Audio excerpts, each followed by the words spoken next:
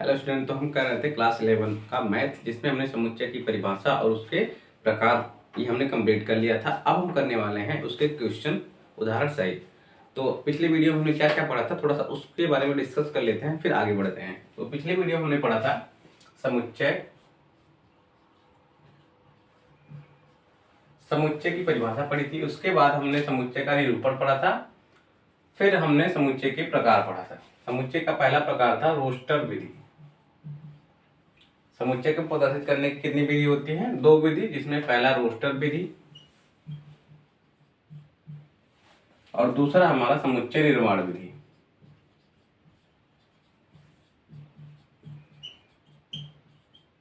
निर्माण विधि, इसमें हम अवयवों को किसी विशेष गुण द्वारा लिखते हैं और इसमें अवयवों को हम कैसे लिखते हैं? कॉमा लगाकर अवयवों को अलग करते हैं। जैसे यहाँ पे आपको मान लीजिए 33, इसको आपको रोस्टर विधि में लिखना है। तो कैसे लिखेंगे? 3 कॉमा, फिर यहाँ पे 3 आ गया। 3 को जो अवयव 2 बार आएगा उसको हम 1 बार लिखेंगे। तो यहाँ पे 3 दोबारा आ रहा है तो इसको 1 बार लिखेंगे। अब यहाँ पे 6 यहाँ पे फिर आ गया, इसको नहीं लिखेंगे। फिर कहा है 7 है, फिर 7 को लिख देंगे। वैसे यहाँ पे जैसे मान लीजिए लिखना 1 2 3 4 5, इसको हमें समुच्चय निर्माण विधि से लिखना है। तो हम कैसे लिखेंगे? x सच दैट x क्या हमारी प्राकृतिक संख्या है। तो ये हमने पिछले वीडियो में कंप्लीट कर लिया था। पिछली वीडियो में क्या पढ़ा? समुच्चय के प्रकार, यानी समुच्चय को प्रदर्शित करने की कितनी विधि? दो। पहला रोस्टर विधि, दूसरा है समुच्चय निर्माण विधि। रोस्टर विधि में अवयव को कॉमा लगा कर लिखते हैं और समुच्चय निर्माण विधि में अवयव को हम किसी विशेष गुण द्वारा प्रदर्शित करते हैं। तो इसको आप नोट डाउन कर लीजिए, फिर हम बढ़ते हैं क्वेश्चन की तरफ। क्वेश्चन लिखते हैं। तो आगे बढ़ते हैं। क्वेश्चन हमारा क्या है? उदाहरण 1 है। ये हम जो कर रहे हैं सभी एनसीईआरटी के क्वेश्चन कर रहे हैं। सभी क्या है? एनसीईआरटी के क्वेश्चन कर रहे हैं। UP board NCERT class 11। तो यहाँ पे उदाहरण 1 क्या है? समीकरण x² + x - 2 = 0 का हल समुच्चय रोस्टर रूप में लिखिए। मतलब इस समीकरण का हल जो आएगा उसको हमें समुच्चय रोस्टर रूप में लिखना है।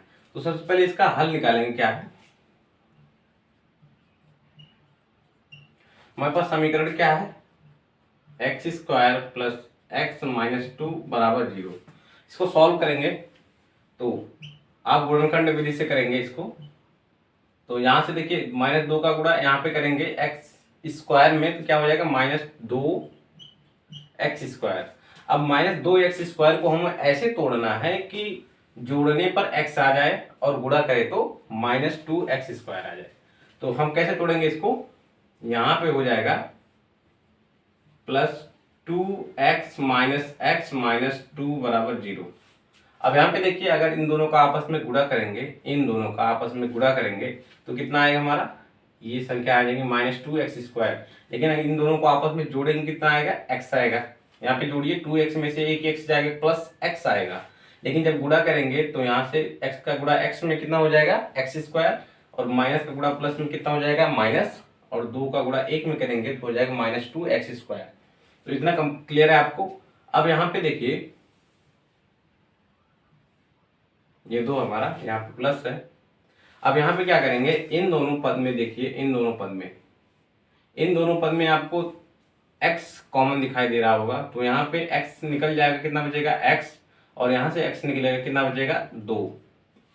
अब इन दोनों पदों में देखिए, इन दोनों पदों में -1 कॉमन दिखाई दे रहा होगा। तो यहाँ पे कितना बचेगा? x + 2 = 0। अब हम क्या करेंगे?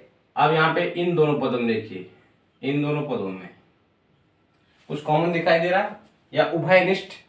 उभयनिष्ठ कॉमन को हम हिंदी में उभयनिष्ठ कहते हैं। उभयनिष्ठ क्या है इन दोनों पदों में?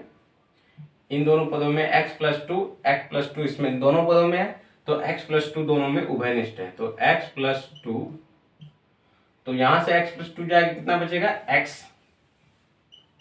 और यहां से जाएगा कितना बचेगा? -1 = 0। अब बारी बारी दोनों को हम 0 के बराबर करेंगे। एक बार x + 2 को 0 के बराबर करेंगे तो कितना आएगा?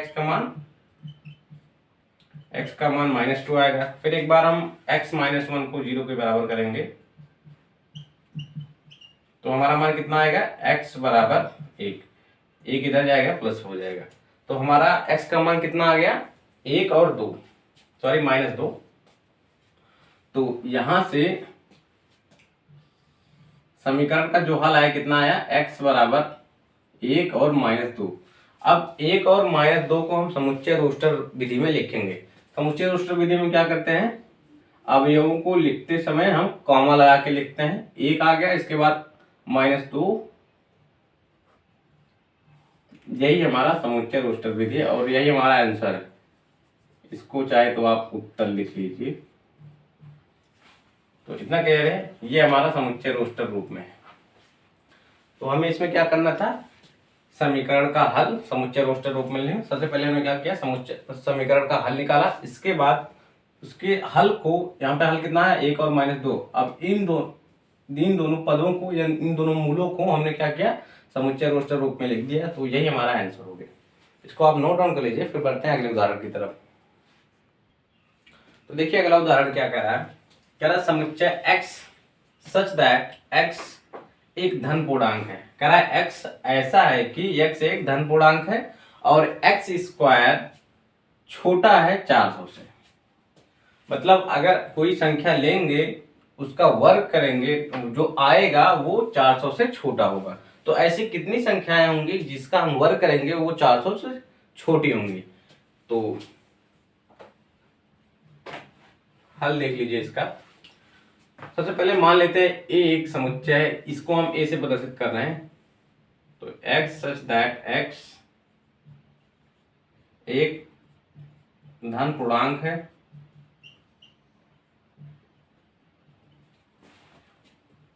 और x² लेस देन 400। यहाँ पे x² हमारा क्या है, 400 से छोटा है। तो ऐसी कितनी संख्याएं आपको मिलेंगी जिसका हम वर्ग कर देंगे वो 400 से छोटी होंगी। तो यहाँ ऐसी कितनी संख्या है, जैसे मान लीजिए 1 है, x² 400। अब x का मान अगर हम 1 रखते हैं, x बराबर 1, अगर x बराबर 1 रखते हैं तब 1 का वर्ग बराबर कितना आएगा, 1। और ये 400 से छोटा है, आंसर है हाँ। अगर ये 1 400 से छोटा हो गया तो हम यहाँ पे 1 लेंगे। हमें ऐसा ही x लेना है, हमें ऐसा ही x लेना है और x कैसा होना चाहिए, धन पूर्णांक होना चाहिए।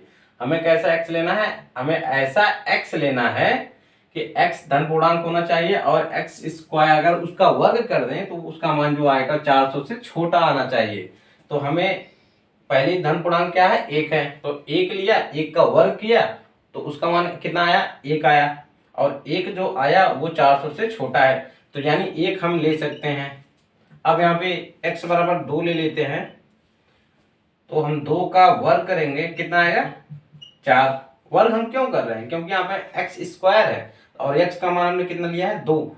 तो 2 का वर्ग करेंगे, कितना आएगा, 4। अगर ये 400 से छोटा है, यहाँ पे 4 400 से छोटा है, बिल्कुल सही, 400 से छोटा है। तो यहाँ पे हम x बराबर कितना लिए थे, 2, तो हम यहाँ पे 2 भी आ जाएगा हमारा। अब क्या है, 3, x बराबर अगर हम 3 लेते हैं तो 3 का वर्ग हमारा 400 से छोटा होना चाहिए। अगर ऐसा हो गया तो हम कहेंगे x बराबर 3 इस समुच्चय में आ सकता है। तो 3 का वर्ग 9 आ गया और 9 400 से छोटा होता है, तो यहाँ पे x बराबर 3 भी आ जाएगा। वैसे 4 भी आएगा क्योंकि 4 का वर्ग कितना होता है, 16 होता है और 16 क्या होता है, 400 से छोटा होता है। 5 भी आ जाएगा, 5 × 5 = 25, 400 से छोटा है। फिर 6 × 36, 36 भी 400 से छोटा है, तो यहाँ पे 6 भी आ जाएगा। फिर 7 7 × 7 = 49, 49 क्या है, 400 से छोटा है, तो यहाँ पे 7 भी आ जाएगा। फिर 8 भी आ जाएगा, 9 भी आ जाएगा, 10 भी आ जाएगा, 11 भी आएगा, 12 भी आएगा, 13 भी आएगा क्योंकि 13 13 169 होता है, 14 भी आएगा, 15 और 16, यहाँ पे 17 17 17 289, अभी भी 400 से छोटा है। 289, 17 का वर्ग करेंगे तो आएगा 289 और ये 400 से छोटा है। बिल्कुल सही है। अगर 400 से छोटा हो गया तो हम 17 को ले लेंगे, फिर 18 भी आएगा, फिर 19 भी आएगा। अब यहाँ पे 20 आएगा कि नहीं आएगा आपको बताना है। 20 आएगा कि नहीं आएगा आपको बताना है। 20 आएगा कि नहीं आएगा। 20 का वर्ग करेंगे कितना आएगा? 20 का वर्ग करेंगे तो वो 400 से छोटा होना चाहिए। तो 20 का वर्ग करेंगे कितना आ जाएगा? 400। और 400 से छोटा होता है? नहीं, 400 से छोटा नहीं हो सकता। इसीलिए हम 20 को इसमें नहीं रखेंगे। तो हमारा 19 तक ही आएगा। तो हमारा जो आंसर आया कितना आया? 1 2 3 4 5 6 7 8 9 10 11 12 13 14 15 16 17 18 और 19, ये सभी इस समुच्चय में आएंगे। और हमने इसको रोस्टर रूप में लिख दिया। अब यहाँ पे हमें ये चेक करना है कि ये सभी धन पूर्णांक है। अब यहाँ पे बताइए, एक धन पूर्णांक है? हाँ धन पूर्णांक है। 2 भी धन पूर्णांक है, 19 भी धन पूर्णांक है। हर एक संख्या धन पूर्णांक है। यहाँ पे बोल रखा है कि x कैसा होना चाहिए? धन पूर्णांक होना चाहिए। और x स्क्वायर यानी इसका अगर वर्ग कर दे, इसमें किसी भी संख्या का वर्ग कर दे तो वो 400 से छोटा होना चाहिए। तो आपको मुझे लगता है इतना क्लियर हो गया होगा। अब बढ़ते हैं आगे अगले उदाहरण की तरफ। तो देखिए अगला उदाहरण क्या है। अगला उदाहरण है उदाहरण नंबर 3। कह रहा है समुच्चय a बराबर 1 4 9 16 25 को समुच्चय निर्माण रूप में लिखना है। समुच्चय निर्माण रूप में लिखना है। तो यहाँ पे इसका सलूशन देख लेते हैं, हल देख लेते हैं। तो समुच्चय क्या है हमारा? 1 4 9 16 25 इसी तरह से आगे बढ़ रहा है। अब इसको हम समुच्चय निर्माण विधि में कैसे लिखेंगे वो देख लेते हैं। तो समुच्चय निर्माण विधि में हम अवयवों को x से प्रदर्शित करते हैं। तो हमारा x हो गया। और x कैसा है? अब इसका गुण देख लीजिए। हम समुच्चय निर्माण विधि में हम क्या करते हैं? सबसे पहले x लिखते हैं, फिर x का गुण लिखते हैं। अब हमें कौन सा गुण प्रदर्शित कर रहा है आप स्वयं सोचिए और खुद बताइए। तो x हमारा ये समुच्चय हमारा कौन सा गुण प्रदर्शित कर रहा है? यहाँ पे 1 देखिए, 1 का वर्ग कर देंगे, 1 का वर्ग करेंगे कितना आएगा? 1 आएगा। फिर 2 का वर्ग करेंगे क्या आएगा? 4 आएगा। फिर 3 का वर्ग करेंगे कितना आएगा? 9 आएगा। फिर 4 का वर्ग करेंगे कितना आएगा? 16। तो यहाँ पे देखिए एक पहली प्राकृतिक संख्या 2 3 4 फिर 5 फिर आगे 6 फिर 7। तो हमें सभी प्राकृतिक संख्याओं का वर्ग दिखाई दे रहा है। ये अवयव जो है ए के समुच्चय ए के अवयव जो है वो सभी प्राकृतिक संख्याओं का वर्ग दिखाई दे रहा है। तो हम इसको कैसे लिखेंगे? x, और x हमारा कैसा है? x बराबर है n स्क्वायर के। और n हमारा जहां n एक प्राकृतिक संख्या है, जहां n एक प्राकृतिक संख्या है। तो यहाँ पे x अवयव हो गया। अब x उसका गुण देखिए, x बराबर क्या है? n square. यानी n अगर n का मान 1 रखेंगे, n का मान 1 रखेंगे तो 1 का वर्ग हो जाएगा। और 1 का वर्ग 1, यानी हमें पहली प्राकृतिक संख्या में इससे हमें ये भी प्राप्त होना चाहिए ना। हम इसको बस वेरीफाई कर रहे हैं। अब यहाँ पे n का मान अगर 2 रखे हैं तो हमें 4 मिलना चाहिए। 4 मिल रहा है, n का मान 2 रखे 4 मिल गया। तो यहाँ से इसका जो समुच्चय निर्माण विधि में हमें लिखना था वो ये हो गया। यही हमारा आंसर भी है। तो आपको नोट डाउन करना है क्या? आपको नोट डाउन करना है ये, यही आपका आंसर है।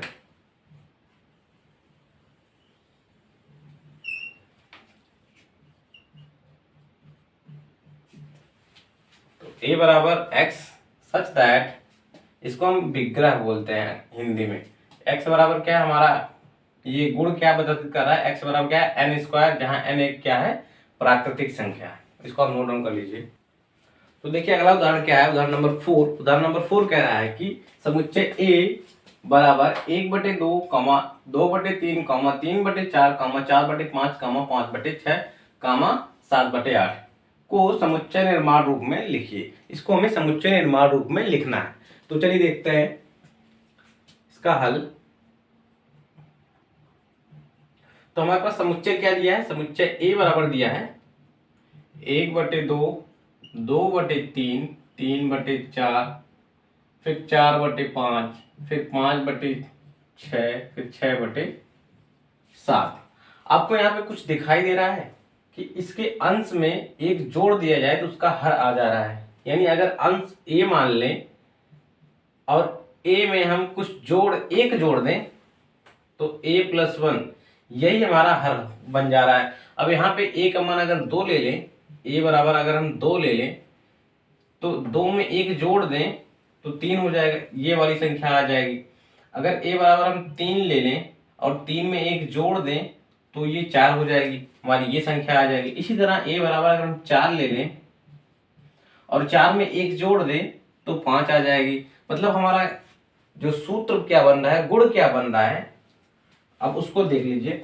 जो हमारा गुण बन रहा है वो क्या है, अब इसको समुच्चय निर्माण रूप में लिखेंगे। अभी तक हम ये जो बताया आपको, ये गुण बनाने की प्रक्रिया, मतलब गुण कैसे बनाते हैं ये सीखना है आपको। तो यहां से अब लिखते हैं समुच्चय निर्माण रूप में। तो सबसे पहले क्या लिखते हैं, चर पद, फिर क्या लगाते हैं, विग्रह। अच्छा, ये हमारा क्या प्रदर्शित करता है कि x यानी ये अवयव x, मतलब अवयव को x से प्रदर्शित किया जा रहा है। अब यहाँ पे x हमारा कैसा है, इसका गुण, तो इसका गुण देखते हैं कैसा है।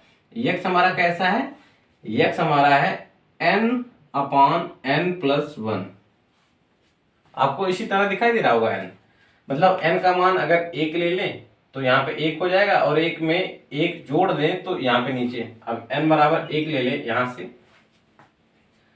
यहाँ से तो क्या हो जाएगा, अब इस फार्मूले में रखेंगे, इस गुण में रखेंगे, इस सूत्र में रखेंगे तो 1/2 हो जाएगा। n बराबर अगर 2 ले लें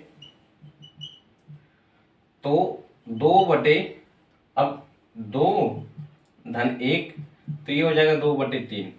तो यहां से ये हमारा गुण निकल के आ गया। अब ये गुण कब तक लागू होगा, जब तक n का मान 6 होगा। अगर n का मान 6 से ज्यादा हो गया उसके लिए अप्लाई नहीं होगा। अब यहाँ पे देखिए n का मान अगर 7 ले लें, n बराबर 7 ले लें तो 7/8 हो जाएगा। इस अगर गुण में रखेंगे, 7 में एक जोड़ देंगे कितना हो जाएगा, 8। अगर इस गुण में रखेंगे तो यहाँ पे कंडीशन लगानी है और n का मान कितना है, n का मान जो होगा n वो क्या होगा, 6 या उससे कम, 1 या उससे ज्यादा। n का मान जो होगा वो 1 या उससे ज्यादा होगा और 6 या उससे कम होगा।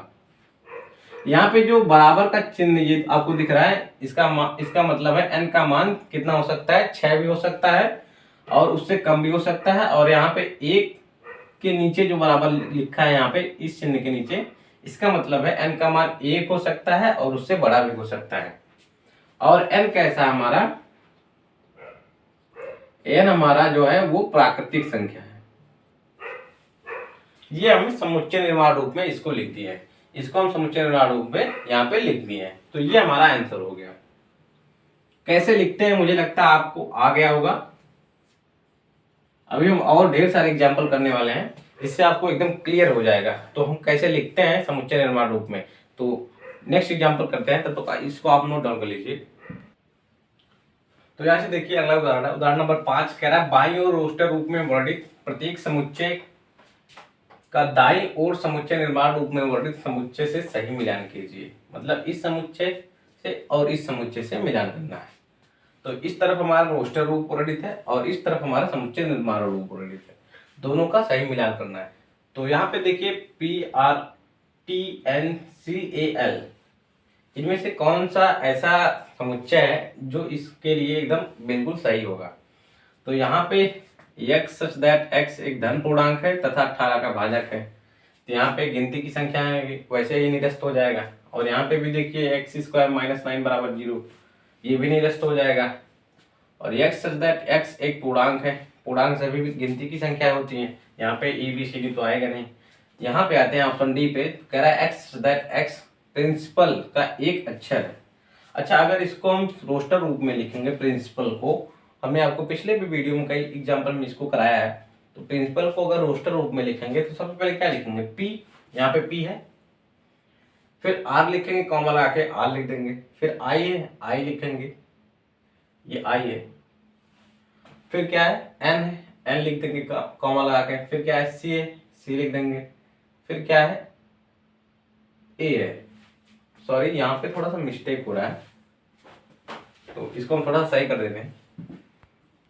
नहीं, कोई मिस्टेक नहीं है, बस हमने अभी भी चेक किया। तो यहाँ से देखिए पी हो गया, पी हो गया, फिर आर हो गया, आर हो गया, फिर आई हो गया, आई हो गया, फिर एन है, यहाँ पे एन है, फिर सी है, फिर सी है, फिर आई आ गया। फिर आई हमने यहाँ पे लिख रखा है पहले से, तो आई तो नहीं लिखेंगे। फिर आई के बाद पी है, पी यहाँ पे ऑलरेडी लिख रखा है हमने, यहाँ पे देखिए पी लिख रखा है, तो पी तो नहीं लिखेंगे। फिर ए है, फिर ए आ गया, फिर कॉमा लगा के एन लिख देंगे। तो प्रिंसिपल का एक अक्षर ये वाला, तो पहला वाला कहाँ पे जाएगा हमारा, डी पे। अभी जितना ये सिंगलटन जीरो, ये किस पे जाके मिलेगा, यहाँ पे ये देखिए एक्स दैट एक्स एक पूर्णांक है और एक्स प्लस वन बराबर zero, sorry x plus one बराबर एक। अगर एक्स प्लस वन बराबर एक हो गया, इसको सॉल्व करेंगे तो एक्स बराबर एक माइनस एक, एक को इस तरफ लाएंगे तो माइनस हो जाएगा, एक से एक कट जाएगा, एक में से एक जाएगा, कितना आएगा, जीरो। तो यही, अगर इसको जीरो को रोस्टर रूप में लिखेंगे तो कैसे लिखेंगे, ऐसे ही ना लिखेंगे, तो हमारा क्या आएगा, ये वाला। तो दूसरा हमारा कहाँ पे जाएगा, सी पे। अब इसी तरह 1 3 6 1 2 3 6 9 18। अब पहला वाला देखते हैं, एक्स सच दैट एक्स एक धन पूर्णांक है। एक्स हमारा क्या है, एक धन पूर्णांक है और 18 का भाजक है। यक्ष कैसा हमारा, एक धन पूर्णांक है और 18 का भाजक है।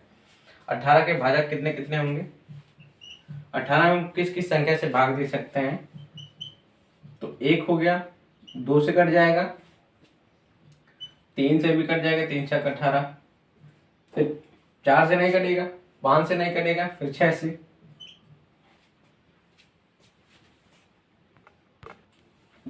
फिर यहाँ पे देखिए 6 हो गया। अब देखिए 18 क्या 7 से कटेगा, नहीं कटेगा। फिर 18 क्या 8 से कटेगा, नहीं कटेगा। 18 9 से कटेगा, 9 से कट गया। अब देखिए 18 स्वयं से ही कटेगा।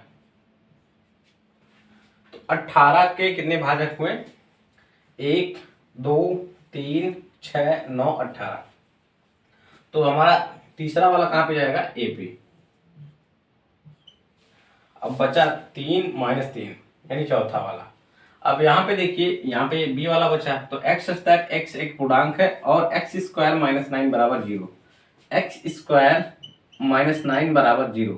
अगर हम इसको सॉल्व करेंगे तो एक्स बराबर क्या हो जाएगा, एक्स स्क्वायर बराबर क्या हो जाएगा, 9। फिर इसको जब सॉल्व करेंगे तो एक्स बराबर प्लस माइनस 3। अब इसको हम लिख सकते हैं एक्स बराबर माइनस 3 और 3। तो 3 और माइनस 3 कहाँ पे जाएगा हमारा, बी वाले पे।